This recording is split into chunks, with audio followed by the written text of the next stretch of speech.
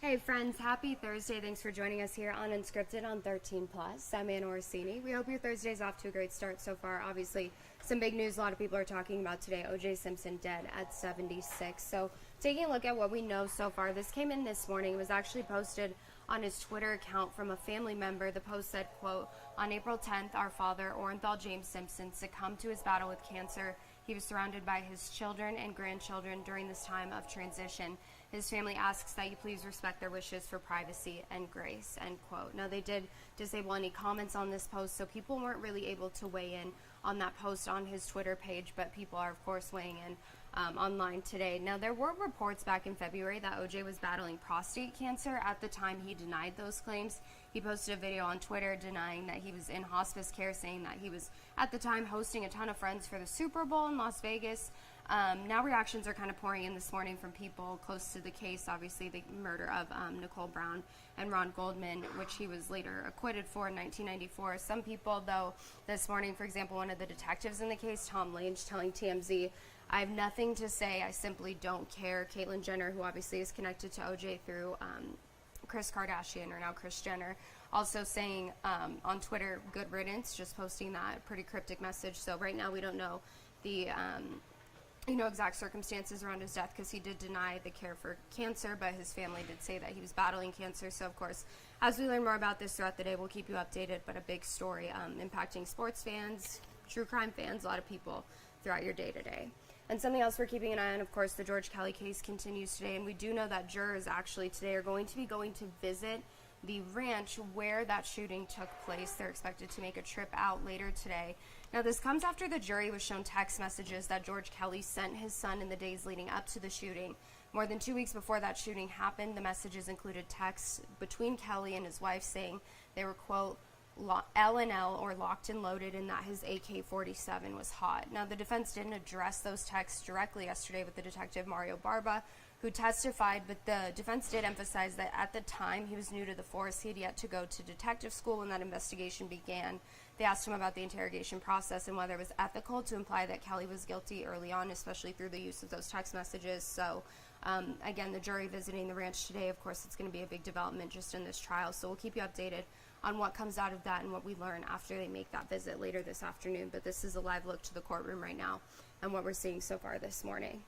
Of course, the other big story of today, we are seeing our first 90-degree day potentially this year, so warming back up, kind of where you would expect to be during April. So taking a live look at a Tombstone, sunny, clear blue skies, a little bit of a breeze. Looks like people are out enjoying those conditions earlier in the day before it gets too hot to even be outside to enjoy it. 13 First Look forecaster Ali Potter joining us now. Kind of right where we should be, but it's weird to think that we haven't seen a 90-degree day since November. Yeah. So it's been a while. It's been a minute. Obviously. I know a lot of folks are going to be in shock because we've been enjoying really nice conditions, right? Time to get the pool gear out. Right. Well, and I think heat safety also comes to mind because we haven't seen hot weather in a long time. So even though 90 is below like where we are during the summer, like we've dealt with much worse. But still, for where we've been over the past few weeks, this is really warm. We've seen the 60s for the high, the 70s, the 80s, and then it's like boom in your face 90. Here it is, yeah. Here it is, folks. Possibly the first 90-degree day of the year. Now, it's not necessarily the earliest or the latest. The latest was May 16th back in 1933. Poolside forecast for you. I had to dust off this graphic. It's been some time. By 10 o'clock this morning, 76. By noon, 85. By 3 o'clock this afternoon, 90 degrees. So, as Anna just mentioned, it's been some time, right? Well, the earliest, in fact, that we've seen was back in 2022, March 25th. In fact, just last year, we hit that 90-degree mark on April 10th, and April Fool's Day happened in the year 2021. So we're not exactly the earliest or the latest when it comes to this 90-degree day, the first of the year, in fact. So highs for everybody today: 90 for Tucson, 91 in Oro Valley, 89 for Green Valley, 85 for Nogales, 82 for Sierra Vista, 84 for Benson, 83 degree for our friends over in Wilcox, 90 for Sells, 84 for you in the Douglas area. So, of course, plan accordingly. I know it's bringing out the mom in me, but you got to just plan. We want to make sure that you stay safe out there. Maybe take the dog out for a walk earlier in the morning or later at night. Of course, keep that Yeti or Stanley, whatever you prefer, handy with you. Drink plenty of water, of course. Don't forget that sunscreen. And, of course, make sure you grab those sunglasses, too. 66 degrees right now in Tucson, 68 for Sierra Vista, 67 if you're in Nogales, the 60 still for Wilcox, 63 in Safford, 71 for our friends in the Marana area. Taking a live look here on Tuamaque Hill, folks are taking advantage of the cooler temperatures this morning, as that's what you're seeing with our live camera right there. A few folks are taking advantage. Today's hiking forecast, in fact, by that noon hour, 85 degrees, starting to climb, in fact, literally by 2 o'clock, 88 degrees, by 4 o'clock, that 90-degree mark, and then slight little cool down, a degree or two, by 6 o'clock this evening. It's all because of this ridge of high pressure. That high pressure, in fact, is building, and it's causing us to go really climbing up to that 90-degree mark. But if you're going, no, I'm not ready, well, don't worry. It's okay. It's not going to last too much longer. In fact, we'll start to cool on down with this trough to the north. It's going to cause us to cool down to the 80s. By Friday, though, we will see 88 degrees on Saturday and Sunday, continuing in the mid-80s. Keep in mind, though, we are going to be breezy, though, for that 3-day stretch. So that means that the dust, of course, and the pollen's going to kick up. So be sure to take that allergy medicine, too. On your Monday, a nice little cool down, coolest, in fact, of the 7-day. Okay, so no storms, nothing in sight, Nope. no relief, just Nope. heat and pollen and all the good things. All the fun things. All the fun things. It's spring. It's like such a catch-22 because you want to go outside. Like even yesterday, I wanted to go to the pool because it was nice, but then I can't breathe when I go outside. Right. So. Well, and the pool water isn't like, it's still cold. Right. It's not warm yet. You haven't reached that Right. threshold where it's like a nice 80 degrees because Nope. it's 120 Stick with the hot outside. tub still. Right. Well, perfect. Thank you, Allie. Of course. And taking a live look back outside, we can see those gorgeous conditions, which is good news for those of you in Pima County who like to bike, because Pima County is celebrating Bike Month with different events all throughout April. The point of this initiative is to encourage people to take advantage of all the personal and environmental benefits that cycling has to offer. So Jack Cooper actually has more on how you can get out and enjoy Bike Month all throughout the month of April here in Pima County. Around the country, Bike Month is generally known in May, but it's usually too hot to actually get out and ride your bike here in southern Arizona during May unless you get out really early. So that's why leaders here say that we do things a little bit differently, which includes celebrating Bike Month right now in April. Now, as mentioned, there are a lot of different health benefits, like helping to protect you from different heart conditions, things like diabetes, obesity, and just in general, it can lift a person's mood. Now, this also benefits our environment. According to a UCLA study, riding your bike instead of driving even just once a day can cut someone's carbon emissions by 67%. This means cleaner air with less chemicals and gases released, and also less noise pollution, which can have an impact on ecosystems and people's health. Driving gas-powered cars and trucks contributes about half of the air pollution that we wind up breathing. It also contributes about 42% of greenhouse gases. So when we can replace those car and truck trips with bicycles, we're going to improve air quality, improve our health, and just have a more healthy planet to live in. Now, some tips if you are actually going to get out there and start riding your bike. First things first, make sure that you are wearing some bright colored clothing. Something reflective would actually be best. Also, make sure that you have a headlight and a tail light on your bike, especially when it's dark outside. Also, make sure you are sharing the road with drivers, other cyclists, and pedestrians, people that are out there just running and walking. And then also, and most importantly, make sure you are wearing your helmet. Reporting on the Northwest Side, I'm Jack Cooper, 13 News.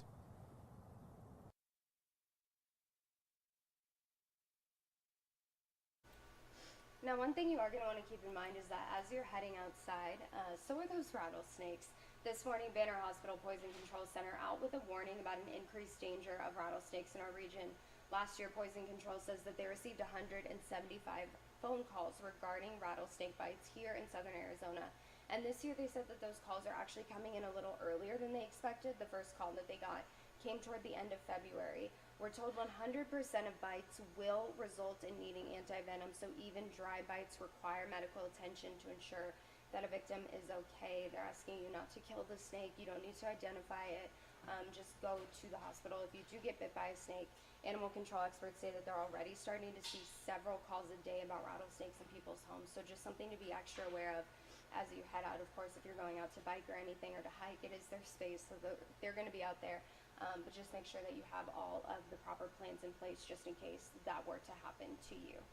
And something else to keep in mind this weekend, a very exciting event happening here in Tucson, actually. Taylor Hicks, you may remember him from American Idol. He is going to be at the Fox Theater tomorrow night. So Carson Carrera actually sat down and spoke with him specifically about what this show means to him, some of the new plans that he has as far as an upcoming album, and also why Tucson is such a special place and the Fox Theater is such a special place for him to perform. Tell us a little bit about your story. Well, from Alabama, born and raised, come from Alabama with a banjo on my knee, and obviously was in Idol and won the 5th season of American Idol right after Carrie, and it's been kind of a whirlwind ever since. I'm going on 20 years in show business. I've done some film and TV. I've done some hosting for television for food and travel series, and now I'm finally releasing my 5th studio record and releasing some singles. And I'm also doing this really cool thing around the country where I'm performing my songs off of my records, obviously some songs from American Idol, and I'm doing some Bob Seger classics. So I call it Night Moves. So it's been well received all over the country, and it's just such a great show. And I'm really looking forward to taking it and playing at the Fox in Tucson, one of my favorite venues in the country. That's what I was going to ask you. One, I want to say congratulations. That's super impressive. But let's talk about the Fox Theater. At the beginning of this kind of Zoom, you were like, I really wanted to talk to Tucson. So obviously, yeah. I bet it holds a special place in your heart. But talk about your upcoming show at the Fox Theater. Well, we're doing shows. We're doing the Night Moves. We're doing the Bob Seger stuff. We're doing songs off of my record. I've got a full band, which is going to play with me, which I love. I'm doing some shows out on the West Coast, and Tucson and the Fox Theater is one of my stops. And I love the area. The last time I was in Tucson, I was actually doing Grease as Teen Angel, which is great. They have a great Broadway series there too. So really looking forward to get back into Tucson. I love the town, and I'm a really big fan of the place, and especially the Fox. Awesome. Well, thank you so much. I love Tucson as well. I think it's so special.